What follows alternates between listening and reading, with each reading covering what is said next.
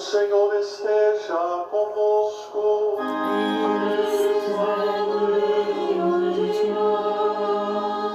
Proclamação do Evangelho de Jesus Cristo, segundo Mateus. Glória a vós, Senhor. Naquele tempo, Jesus foi à região de Cesareia de Filipe e ali perguntou aos seus discípulos: quem dizem os homens ser o Filho do Homem? Eles responderam: alguns dizem que é João Batista, outros que é Elias, outros ainda que é Jeremias ou algum dos profetas. Então Jesus lhes perguntou: e vós, quem dizeis que eu sou? Simão Pedro respondeu: tu és o Messias, o Filho do Deus vivo. Respondendo, Jesus lhe disse: feliz és tu, Simão, filho de Jonas, porque não foi um ser humano que te revelou isso, mas o meu Pai que está no céu.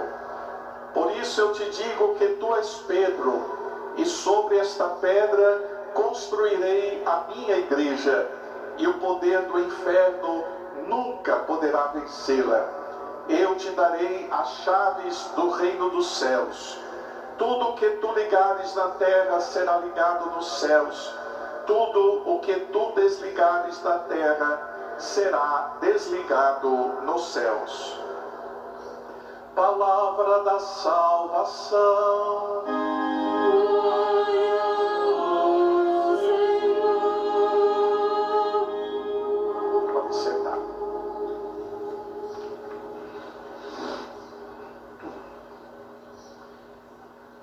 Meus irmãos e irmãs, por experiência mesmo na nossa vida, nós sabemos que nenhuma família, nenhuma comunidade, nenhuma instituição, ela se sustenta apenas porque as pessoas vivem juntas. Às vezes acontece de nós estarmos fisicamente no mesmo lugar, mas o nosso coração está distante. Acho que a nossa vida já nos provou inúmeras vezes que isso pode acontecer. Pode acontecer inclusive de a gente usar as mesmas palavras, mas queremos dizer coisas diferentes. Isso significa que a gente pode pertencer à igreja, mas correr o risco de agir como se cada um fosse autônomo, fosse de certa forma dono do próprio caminho. Pois bem, nós temos um dos mais preciosos dons do Espírito Santo, que é a comunhão.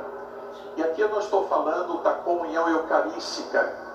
Essa também é sacramento da grande comunhão que nós, igreja, somos. Tanto é que na oração eucarística a gente diz: e quando comermos o pão e vinho, o corpo e o sangue dele oferecido, o Espírito nos una num só corpo, para sermos um só povo em seu amor. Portanto, não esqueçamos, há um dom espiritual, um dom do Espírito, que é a comunhão.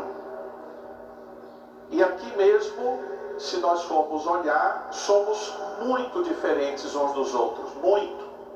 Ninguém aqui é cópia de ninguém. Mas, no entanto, estamos unidos pelo mesmo Espírito, pela mesma fé, pelo mesmo batismo. Por que eu introduzi a minha meditação com vocês sobre isso? Porque hoje eu queria destacar um aspecto da nossa fé muito importante, justamente no dia da festa de São Pedro e São Paulo. Nós estamos celebrando esses dois grandes apóstolos, duas colunas da igreja, duas testemunhas do Evangelho, e que eram pessoas totalmente diferentes. Pedro, por exemplo, quem era? Um pescador. Não tinha formação escolar. Era um homem impulsivo. Era um homem marcado por um amor sincero muito grande a nosso Senhor, mas também um homem frágil. Nós sabemos o que aconteceu com Pedro. Paulo, ao invés, era um homem formado pelas grandes escolas da época. Era um homem de palavra forte, uma inteligência impressionante e uma vontade de anunciar Jesus sem tamanho. Um negou Jesus e foi reerguido pela misericórdia do próprio Jesus. O outro perseguiu a igreja e foi transformado pela graça do encontro com Jesus. Duas colunas e muito diferentes uma da outra, mas e que inclusive até discordaram, tiveram discussões muito sérias, mas nunca permitiram perder a unidade. Logo mais, no credo, nós vamos professar que a igreja é una, santa, católica e apostólica. A fé, quando a gente diz que a fé é apostólica, significa que ela vem dos apóstolos e dos seus respectivos sucessores. Quem foram os apóstolos? As testemunhas qualificadas de Jesus. Foram aqueles que o próprio Jesus enviou para anunciar o Evangelho a todo mundo. Pois bem, se hoje nós estamos aqui professando a mesma fé, é porque essa fé foi passada pelos apóstolos aos seus sucessores até chegar ao sucessor dos apóstolos, que conduz essa igreja aqui, que é o nosso arcebispo, que é um sucessor dos apóstolos. Portanto, ninguém se elege, eu agora sou apóstolo fulano. O cargo, o título de apóstolo deve ser concedido pelo apóstolo que veio antes, até chegar a um dos 12 apóstolos que foi designado pelo próprio Jesus. Isso nos lembra que a nossa fé não nasceu ontem, ela não nasceu no dia que eu nasci. Ela não depende, por exemplo, do gosto de cada um. A igreja, ela conserva, ela testemunha a fé que ela recebeu lá pelos 12 apóstolos. No Evangelho de hoje, Jesus começa perguntando: quem dizem os outros que eu sou? Mas termina perguntando aos 12: e vocês? Quem vocês dizem que eu sou? E Pedro, em nome de todos, diz: tu és o Messias, o Filho do Deus vivo. Aqui está a confissão central da igreja. Tudo o que a gente diz no credo decorre desta confirmação de Pedro. Cristo, Jesus é o Cristo, é o Messias, é o Filho do Deus vivo.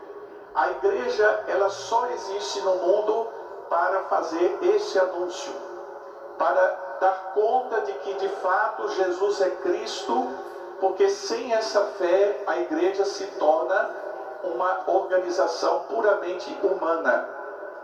Mas com esta fé, ela se torna a presença de Cristo no mundo. Pois bem, depois que Pedro confessa desta maneira, ele ouvirá de Jesus: portanto, Pedro, já que você tem essa clareza de quem eu sou, a partir de hoje você é Pedro, e sobre esta pedra eu vou construir a minha igreja. Veja, Jesus não diz assim: Pedro, você é pedra na qual você vai construir a sua igreja. Não, Jesus diz: a minha igreja. A igreja não pertence ao Papa, a igreja pertence a Cristo, porque ninguém é dono da igreja. A igreja pertence unicamente a Cristo. Isso é muito importante. Quando o Papa Bento XVI renunciou, ele disse: fiquem tranquilos, porque quem governa a igreja é Cristo. Haverá apenas uma troca do Papa, mas a igreja é de Cristo. Essa é a missão que foi confiada a Pedro. Pedro recebe as chaves, isto é, recebe uma responsabilidade muito especial de serviço, de governo, de confirmação da fé e de cuidado, sobretudo, da comunhão. Ao longo da história, essa missão que foi confiada a Pedro foi passada de Papa para Papa. Por isso hoje é o dia do Papa, dia em que a igreja toda reza por Pedro, que tem o nome hoje de Leão XIV. Vejam que coisa bonita, a primeira leitura testemunha, não é? Ao momento em que São Pedro está preso, está ali na prisão, vigiado. Mas tem uma frase muito bonita na primeira leitura, que diz assim: enquanto Pedro era mantido na prisão, a igreja rezava continuamente a Deus por ele. A igreja não abandona Pedro. A igreja sustenta Pedro com a oração. E essa imagem deveria permanecer conosco neste dia em que é o dia do Papa. Rezar pelo Papa não é uma questão somente de formalidade. É um ato de fé. É um ato de amor àquele que Cristo escolheu para dirigir a sua igreja na comunhão. O Papa, meus irmãos, carrega uma missão que é muito, muito superior às forças dele. Nenhum Papa vai se sustentar apenas pela inteligência que tem, pelo carisma ou pela capacidade de governo. Porque quem sustenta, e é claro, Cristo quis se servir, por exemplo, de Pedro, que tinha um monte de fragilidades. Mas Jesus escolheu Pedro e pronto. Essa foi a escolha dele e isso nos basta. Né? E como é bom saber que quem está hoje no lugar de Pedro recebe a mesma ajuda que Pedro recebeu de Jesus.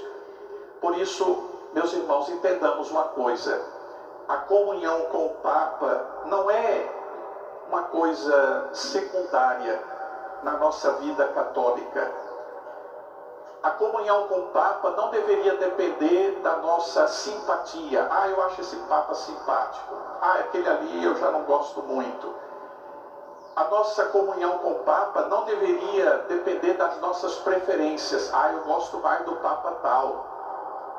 Nem deveria depender do estilo do Papa. Nós podemos até gostar. Eu gosto mais do jeito desse Papa falar do que daquele outro. Eu gosto mais do temperamento daquele Papa de lá do que esse. Mas a comunhão do Papa com ele pertence a algo que é da estrutura da nossa fé católica. Podemos até dizer, eu não torço para o time de futebol que o Papa torce. Não tem problema. Mas romper com o Papa, dizer abertamente que não concorda com o que ele diz, isso significa ferir a comunhão com a igreja. Nós podemos até discordar, eu talvez tenha minhas dúvidas em relação ao que o Papa está dizendo, mas isso não deveria nos autorizar a quebrar a comunhão com ele. Olha, eu estou dizendo tudo isso porque nós estamos vivendo nos últimos tempos e haveremos de ver nos próximos dias coisas muito sérias. Há muitas vozes que desrespeitam, ridicularizam e contestam abertamente ao Papa. As redes sociais estão assim. A gente precisa ter muito cuidado com isso. Às vezes acontece que quem vai falar mal até diz assim: eu estou defendendo a tradição da igreja. Mas não existe tradição católica contra Pedro. Não existe.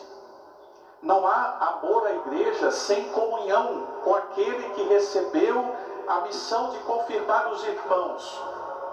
Quem usa a fé para dividir a igreja não está servindo ao Evangelho, mas está ferindo o corpo de Cristo. Fiquem atentos. Fiquem atentos. É claro que estar em comunhão não significa não ter perguntas para o Papa. Não significa dizer: Santo Padre, eu não entendi muito bem isso. É isso mesmo que o senhor está dizendo? Comunhão não significa que eu vou deixar de pensar, que eu vou, por exemplo, discernir melhor. Mas comunhão significa eu respeito religiosamente aquilo que o Papa ensina, sobretudo quando ele ensina dentro do seu chamado magistério ordinário, através das pregações que ele faz, dos documentos, das encíclicas, das exortações. As palavras do Papa não são opiniões privadas, são ensinamentos de quem recebeu a missão de sucessor de Pedro. Por isso, aprendamos uma coisa: a fé católica não é um supermercado espiritual onde a gente entra para escolher somente os ingredientes que a gente gosta. A igreja não é um conjunto de ilhas onde cada grupo decide por si mesmo como vai fazer. A igreja é antes comunhão de pessoas. Se cada pessoa ou cada grupo decide agir por conta própria, segundo as suas preferências, é claro que a unidade vai se fragmentar. Uma igreja que não obedece vira somente o somatório de vontades particulares. E onde cada um se torna medida de si mesmo, Cristo deixa de ser o centro. Mas não quero terminar sem falar também de Paulo. Afinal, estamos aqui na cidade de São Paulo. Paulo nos impede a transformar essa comunhão em fechamento. Porque a comunhão, se ela existe, é para favorecer a missão. Paulo é o apóstolo das estradas, das comunidades, das cartas, do anúncio que não tem fronteiras. E ele nos diz na segunda leitura, preste atenção o que Paulo diz: combati o bom combate, completei a corrida, guardei a fé. Vejam só, guardei a fé. Aqui nós temos uma grande tarefa. Pedro é o grande guardião da fé. Paulo é o que leva a fé de Pedro, que é dele também, para o mundo. Vejam, a missão precisa de unidade. E Paulo recorda que a unidade precisa da missão, precisa do anúncio. Uma igreja unida, mas sem missão, fica fechada em si mesma. Uma igreja em missão, mas que não está em comunhão, se perde na dispersão. Todos nós precisamos de Pedro e todos nós precisamos de Paulo. Todos nós precisamos de um alicerce firme, mas precisamos de uma estrada. Todos nós precisamos de comunhão, mas precisamos também de ardor. Todos nós precisamos ser obedientes a Pedro, mas precisamos também da coragem de Paulo. Por isso, meus irmãos, esta solenidade vai nos deixar perguntas muito concretas. Como eu estou vivendo a minha comunhão com a igreja? Eu tenho rezado pelo Papa ou apenas comentado sobre ele? Eu tenho recebido os ensinamentos da igreja com espírito de fé ou como se fosse uma torcida de time de futebol? Eu ajudo a construir a unidade ou fico alimentando divisões? A minha participação na igreja nasce do Evangelho ou nasce do meu gosto pessoal? Pensemos muito seriamente nisso e hoje rezemos de um modo particular pelo querido Papa Leão XIV. Amém. Amém.